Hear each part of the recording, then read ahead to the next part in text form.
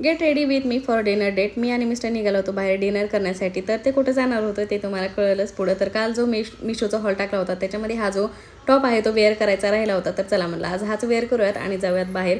तर इथं छान असं रेडी झाले, म्हणजे एकदम साधं सिंपल असं झाले होते. जास्त काही मेकअप वगैरे मी केला नव्हता. डोकं विचारलं, कानातलं घातलं, टिकली लावली, पावडर लावली आणि झालं, एवढंच मी रेडी झाली होती.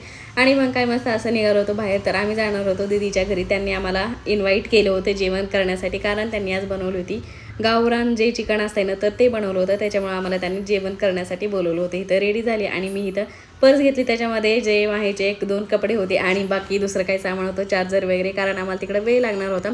आणि आमच्या घरापासून त्यांच्या घरापर्यंत जायला फक्त किती 2 मिनटं लागत असतील गाडीवर जाण्यासाठी. आणि तेवढ्यासाठीच मी इथं रेडी झाली होते.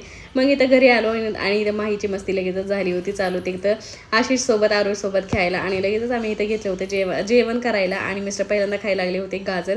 त्यांनी छान अशी मस्त चिकनची भाजी बनवली होती आणि त्याचबरोबर जी चपाती आहे ना ती होती आणि भाकरी पण होती त्याचबरोबर. असं सगळ्यांनी बसून जेवण इथे केलं. आणि माहीचं बघा काय चाललं होतं, तिनं माझ्या मांडीवरचं खाली काय उतरायला तयारच नव्हती. मी तिला पूर्ण जेवण करताना तिला मांडीवरच घेऊन बसले होते. तिनं उतरलीच नाही, तिनं खेळलीच नाही त्यांच्यासोबत जास्त वेळ. मी समोर कॅमेरा ठेवला होता तर तीच उचलायची तिची तयारी चालली होती. मी तिला ओरडत होते म्हणून तिला जरा शांत बसली होती, नाहीतर तिनं उचलायच्या तयारीतच होती. कारण तिनं कशी आहे माहिती का, माझा मोबाईल कोणाला देत नाही आणि दुसऱ्यांचा मोबाईल कधी घेत नाही.